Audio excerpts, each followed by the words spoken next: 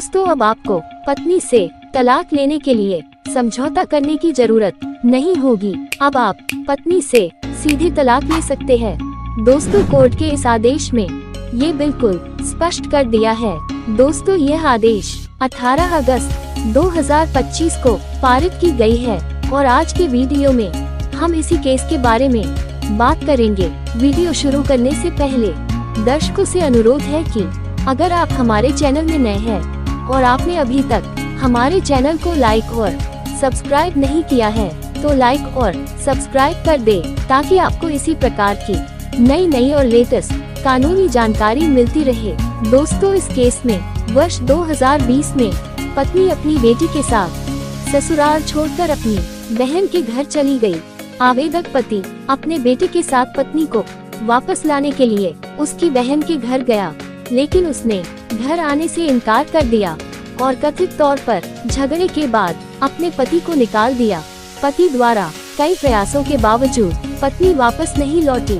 लगभग 1 महीने के बाद वह आवेदक के साथ लौटी, लेकिन 5 दिन बाद एक पत्र छोड़कर फिर से चली गई, जिसमें कहा गया था कि वह अपनी मर्जी से वैवाहिक घर छोड़ रही है और अपने पति और बेटे के साथ सभी संबंध तोड़ने का इरादा रखती है।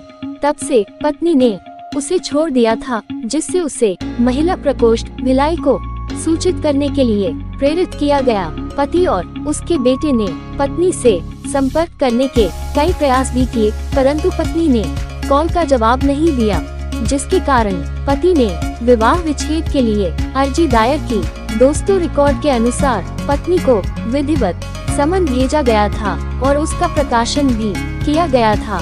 समन भेजने के बावजूद वह किसी भी सुनवाई तिथि पर पारिवारिक न्यायालय में उपस्थित नहीं हुई। मामले की सुनवाई कई बार स्थगित की गई, लेकिन उसने इन अवसरों का लाभ नहीं उठाया। अंततः पारिवारिक न्यायालय ने एक पक्षीय कार्यवाही करते हुए एक वाद विवाद तैयार किया और पति द्वारा प्रस्तुत मौखिक एवं दस्तावेजी साक्ष्यों के आधार पर मामले का निर्णय करते हुए आवेदन खारिज कर दिया।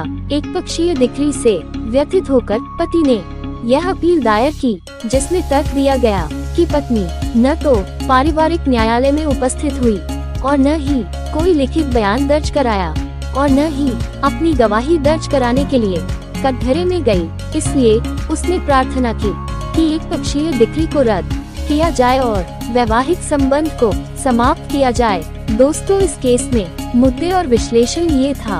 1. क्या हिंदू मैरिज एक्ट की धारा 13(1) आई के तहत क्रूरता का मामला बनाया गया है। न्यायालय ने कहा कि पति ने पत्नी पर मानसिक क्रूरता के विस्तृत और सुसंगत आरोप लगाए, जो उसके अपने हलफनामे में 2 गवाहों की गवाही और दस्तावेजी साक्ष्यों से पुष्ट होते हैं।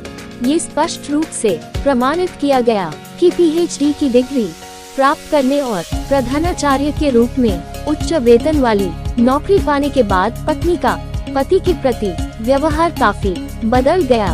वह पति के प्रति अपमानजनक हो गई और कोविड-19 महामारी के दौरान बेरोजगार होने के लिए उसे बार बार ताना मारने लगी और छोटी छोटी बातों पर बार बार गाली गलौज करने लगी। दोस्तों, पत्नी ने वित्तीय कमजोरी के समय में अपमान और अपमान सहित ये कृत्य स्पष्ट रूप से मानसिक क्रूरता के अंतर्गत आते हैं, जैसा कि कानून के तहत मान्यता प्राप्त है। दोस्तों, न्यायालय ने कई ऐतिहासिक निर्णयों और साक्ष्यों का हवाला देते हुए न्यायालय ने कहा कि यह स्पष्ट है कि पत्नी का आचरण पूरी तरह से परिभाषा के दायरे में आता है।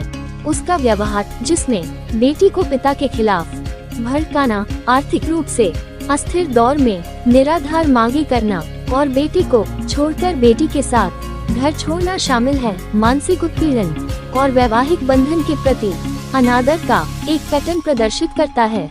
न्यायालय ने ये भी कहा कि पत्नी द्वारा कोई खंडन या प्रति साक्ष्य प्रस्तुत नहीं किया गया। मुकदमे और अपील की पूरी कार्यवाही के दौरान उसकी अनुपस्थिति ने पति के आरोपों की अखंडनीय प्रकृति को और पुष्ट किया। इस प्रकार न्यायालय ने माना कि पारिवारिक न्यायालय इस निर्विवाद साक्ष्य के कानूनी निहितार्थों को समझने में विफल रहा और परिवार न्यायालय ने गलत निष्कर्ष निकाला कि क्रूरता सिद्ध नहीं हुई। 2. क्या हिंदू मैरिज एक्ट की धारा 13(1) IB के तहत परित्याग स्थापित किया गया है। अदालत ने कहा कि पत्नी द्वारा जाने से पहले लिखे गए पत्र से साफ जाहिर होता है कि उसने अपनी मर्जी से घर छोड़ा है और पति पर कोई कारण या आरोप नहीं लगाया है। उसने साफ तौर पर कहा था कि वह अपने पति और बेटे से सभी रिश्ते तोड़ देगी जिससे उसके प्रति उसकी शत्रुता साबित होती है। न्यायालय ने दोहराया कि परित्याग सिद्ध करने के लिए 2 आवश्यक तत्व मौजूद होने चाहिए, अर्थात अलगाव का तथ्य और सहवास को स्थायी रूप से समाप्त करने का इरादा। न्यायालय ने माना कि इस मामले में दोनों तत्व मौजूद थे। पति द्वारा उसे वापस लाने के बार बार प्रयासों, जिसमें व्यक्तिगत मुलाकातें और फोन कॉल शामिल थे, उसके बावजूद पत्नी न तो घर लौटी और न ही वैवाहिक जीवन फिर से शुरू करने का कोई इरादा जताया। इस संबंध में न्यायालय ने बिपिन चंद्र जयसिंह बाई शाह बनाम प्रभावती 1956 SCC ऑनलाइन SC 15 का हवाला दिया। न्यायालय ने आगे कहा कि पति के साक्ष्य के अनुसार अलगाव 2020 से निर्बाध रूप से जारी रहा, जिससे 2022 में तलाक की याचिका दायर करने से पहले 2 साल तक परित्याग की वैधानिक आवश्यकता पूरी हो गई। इसके अलावा पत्नी ने इस तरह के परित्याग का कोई वैध कारण नहीं बताया। इस प्रकार न्यायालय ने माना कि उसके आचरण से सहवास समाप्त करने और अपने वैवाहिक दायित्वों को त्यागने का एक जानबूझकर और स्वेच्छाचारी निर्णय प्रतीत होता है, जिससे हिंदू विवाह अधिनियम की धारा 13(1) IB के तहत तलाक का आदेश उचित ठहराया जा सकता है। न्यायालय ने आगे कहा कि पारिवारिक न्यायालय ने एक अप्रदर्शित मध्यस्थता रिपोर्ट पर भरोसा करके गलती की और परित्याग के स्पष्ट असंदिग्ध कृत्य के कानूनी प्रभाव को समझने में विफल रहा। जिरह के लिए पत्नी की अनुपलब्धता और एकपक्षीय रूप से बने रहने के उसके निर्णय ने पति के इस दावे को और पुष्ट किया कि परित्याग अनुचित और जानबूझकर किया गया था, और न्यायालय ने अपना फैसला सुनाया। दोनों पक्ष अलग अलग रह रहे थे और उनके पुनर्मिलन की कोई संभावना नहीं थी, इसलिए न्यायालय ने माना कि विवाह पूरी तरह से टूट चुका है और उसे सुधारने की कोई गुंजाइश नहीं है। इन तथ्यों को ध्यान में रखते हुए वर्तमान अपील स्वीकार की गई और पति के पक्ष में तलाक का आदेश पारित किया गया। साथ ही विवादित निर्णय को रद्द कर दिया गया। दोस्तों, इसी प्रकार की घटना अगर आपके साथ भी हो रही है तो आप इस जजमेंट को अपने केस में लगाकर तलाक ले सकते हैं। दोस्तों, छत्तीसगढ़ उच्च न्यायालय ने उसका व्यवहार, जिसमें बेटी को पिता के खिलाफ भड़काना, आर्थिक रूप से अस्थिर अवधि के दौरान निराधार मांगे करना तथा बेटे को त्याग कर बेटी के साथ घर छोड़ना शामिल है, मानसिक उत्पीड़न और वैवाहिक बंधन के प्रति उपेक्षा का एक पैटर्न प्रदर्शित करता है।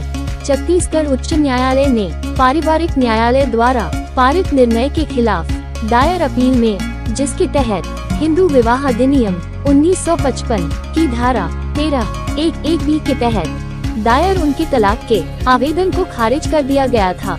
रजनी दुबे और अमितेंद्र किशोर प्रसाद JJ की डिवीजन बेंच ने अपील को अनुमति देते हुए कहा कि पति को स्पष्ट रूप से मानसिक क्रूरता का सामना करना पड़ा था और पत्नी ने उसे छोड़ दिया था। इस जोड़े की शादी 1996 में हुई और उनके 2 बच्चे हुए। कथित तौर पर विवाद तब शुरू हुआ जब पत्नी ने PhD की डिग्री हासिल की और प्रिंसिपल का पद हासिल किया। वह अपने पद पर घमंड करने लगी और अक्सर छोटी छोटी बातों पर झगड़ा करने लगी। अपने पति की नौकरी को लेकर ताने कसती रही। कोविड-19 महामारी के दौरान जब अदालतें बंद होने के कारण पति की आमदनी बंद हो गई, तो पत्नी ने कथित तौर पर उसे गालियां दी, उसे बेरोजगार कहा और अनावश्यक चीजों की मांग की जो वह नहीं दे सकता था। दोस्तों, इसी प्रकार की नई और लेटेस्ट कानूनी जानकारी के लिए हमारे चैनल को लाइक और सब्सक्राइब करें। सत्यमेव जयते। जय हिंद, जय भारत।